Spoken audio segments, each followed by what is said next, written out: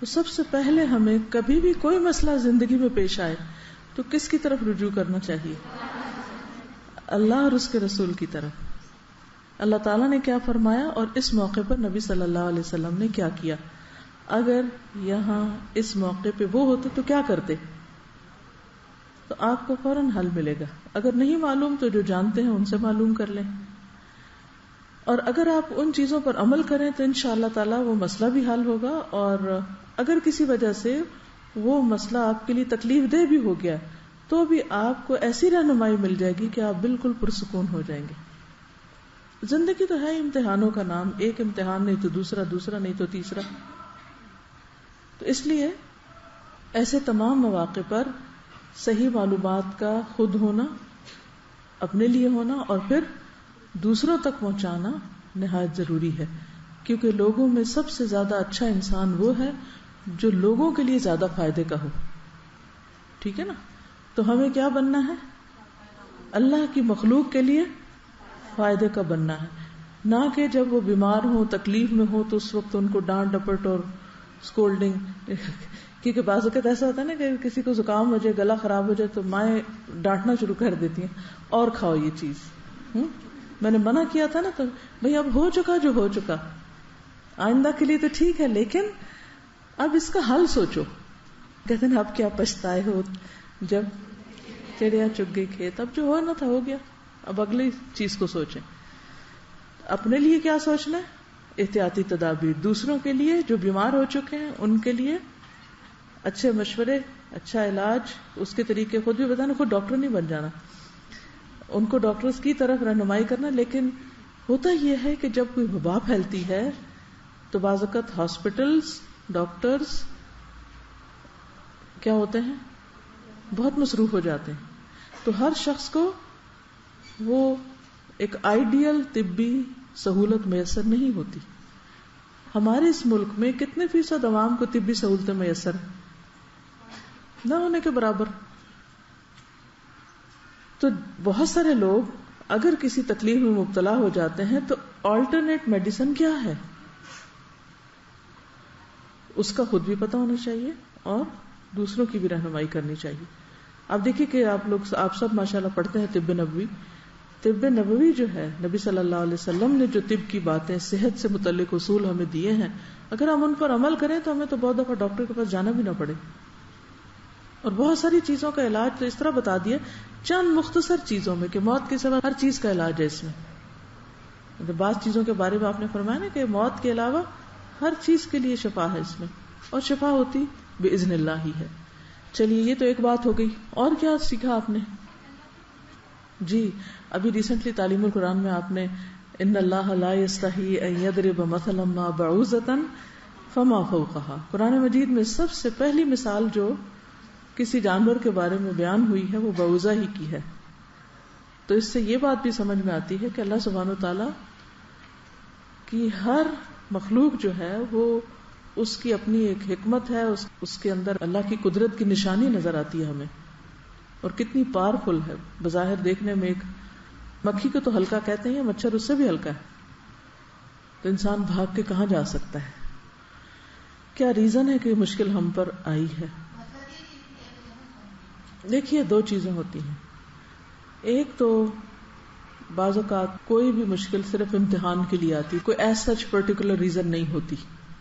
ٹھیک ہے, تعلیم القرآن کی پھر مثال دوں گی. دوسرا پارہ آپ نے شروع کر دیا اور اس میں یہ آیات آئی ہوں گی, وَلَنَبْلُوَنَّكُمْ بِشَيْءٍ مِّنَ الْخَوْفِ وَالْجُوعِ وَنَقْصٍ مِّنَ الْأَمْوَالِ وَالْأَنفُسِ وَالثَّمَرَاتِ. ہے نا یہ کیا معنی ہے اس کا؟ ہم ضرور ضرور تمہارا امتحان لیں گے, تمہیں آزمائیں گے. بِشَيْءٍ ساتھ کسی بھی چیز کے.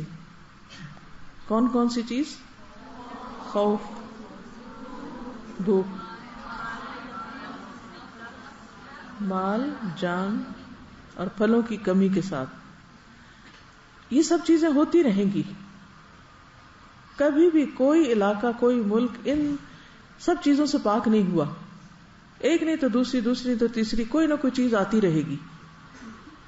تو ایک تو اس وجہ سے کہ اللہ نے دنیا امتحان کے لیے بنائی ہے, اور اس میں انسان کے لیے جہاں بے شمار نعمتیں پیدا کی ہیں وہاں اس کے شکر اور اس کے صبر کو ٹیسٹ کرنے کے لیے کہ کس کیلیبر کا انسان ہے. کیونکہ انسان دو ہی چیزوں سے پتہ چلتا ہے, دو اس کی صفات سے پتہ چلتا ہے کہ جب اس کو کوئی چیز ملتی ہے تو اندر شکر گزاری کتنی آتی ہے, جیسے الحمد پہ ہم نے کافی تفصیل میں بات کی تھی, اور اگر اسے کوئی تکلیف آتی ہے یا کوئی رویہ یا معاملہ یا کوئی سچویشن اس کی مرضی کے خلاف ہو جاتی, اس وقت کس طرح ریئیکٹ کرتا ہے. بعض لوگ پورا قرآن پڑھ جاتے ہیں, ناظرہ, تجوید اور تفسیر اور حفظ بھی کرنے لگ جاتے ہیں, اور نماز نفل سب کچھ, لیکن ایک چیز مرضی کے خلاف ہوتی ہے, کس طرح ریئیکٹ کرتے ہیں. کبھی دیکھا لوگوں کو ریئیکٹ کرتے ہوئے؟ دین پڑھے ہوئے لوگوں کو ریئیکٹ کرتے ہوئے دیکھا کبھی آپ نے؟ آپ کے آس پاس ہیں مثالیں ساری. ذرا سی کسی نے بات نہیں مانی, اس طرح بہیو کریں گے جیسے کوئی ان پڑھ بھی نہ کرے, تو حیرت ہوتی ہے نا اس وقت کہ ان کو کیا ہو گیا, یہ پڑھے لکھے لوگ ہیں. تو جب کوئی ناگوار صورتحال ہمیں پیش آتی ہے تو ہم کرتے کیا ہیں؟ اسی طرح جب یہ 5 چیزوں میں سے کوئی چیز ہمارے سامنے آتی ہے تو ہم کس طرح بہیو کرتے ہیں, کیا معاملہ کرتے ہیں, کیا رویہ ہوتا ہے ہمارا اللہ کے ساتھ اور بندوں کے ساتھ. بندوں کے ساتھ ہمارا کیا معاملہ ہوتا ہے؟ اگر کوئی دوسرا تکلیف میں تو ہم اس کے بارے میں کیا سوچتے ہیں, ہم اس پر کتنا رحم کرتے ہیں, ہم اس کی کتنی ہمدردی کرتے ہیں, ہم اس کو کتنا نفع پہنچاتے ہیں, ہم اس کے کتنے کام آتے ہیں. کوئی بیمار ہے تو کتنی اس کی عادت کرتے ہیں, کتنی کیئر کرتے ہیں. اور اسی طرح اگر خود تکلیف آ گئی اپنے اوپر تو کیا کرتے ہیں. تو یاد رکھیے کہ یہ ساری چیزیں دراصل امتحان ہیں, اور ضروری نہیں کہ ان کے پیچھے کوئی خاص وجہ بھی ہو. اس لیے خصوصاً جب کسی پہ کوئی تکلیف آئے تو کیا کرنا چاہیے, یہ سوچنے بیٹھ جانا چاہیے اس نے کون سا گناہ کیا ہے, اور اس کا کون سا جرم ہے, اور اس کی کون سی زیادتی ہے کہ جس کی وجہ سے یہ پکڑ میں آ گیا. عموماً تو لوگ یہی کرنے لگتے ہیں نا. اگر کسی کو بخار ہو گیا لوگ کیا کہتے ہیں, کیا سوچتے ہیں؟ اگر کوئی شخص آپ کے جاننے والوں میں سے, عزیزوں, دوستوں, رشتہ داروں میں سے اگر کوئی اس تکلیف کا شکار ہے تو آپ نے اس کے بارے میں گمان کیسا کیا, کیا سوچا, اچھا سوچا یا برا سوچا؟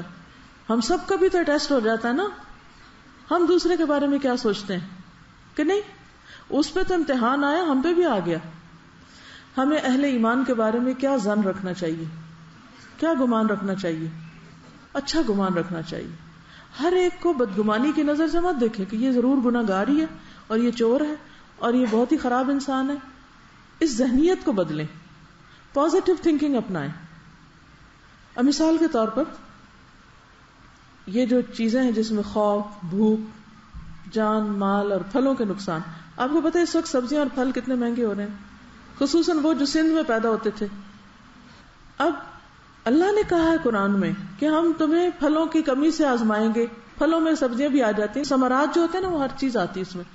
کس نے سوچا کہ یہ اللہ کی طرف سے سب کا ایک امتحان ہے, آزمائش ہے کہ کبھی پھل کم ہوں گے. اب دیکھا کبھی جب زلزلہ آیا, جب پچھلے سال سیلاب آیا, چیزیں مہنگی ہوئی, دودھ, ڈیری کی پروڈکٹس, ہر چیز, کیونکہ جانور مر گئے, بہت کچھ ہوا. وَنَقْصٍ مِّنَ الْأَمْوَالِ, بزنس ختم.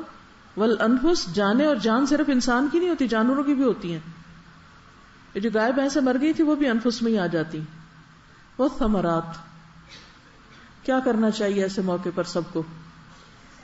وبشر الصابرین, اور صبر کیا ہوتا ہے کہ اللہ کے ہر فیصلے میں بھلائی ہے, اسی میں کچھ خیر ہوگی.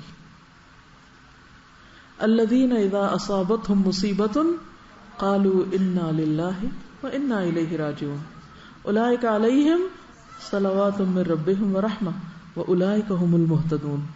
یہ لوگ ہیں ہدایت یافتہ, یہ سیدھے راستے پر ہیں, ان کی ڈائریکشن اور ان کی سوچ درست ہے. ٹھیک, تو کرنا کیا ہے؟ صبر, اور اس وقت میں بھی اچھی خبر, اچھی بات منہ سے نکالیں.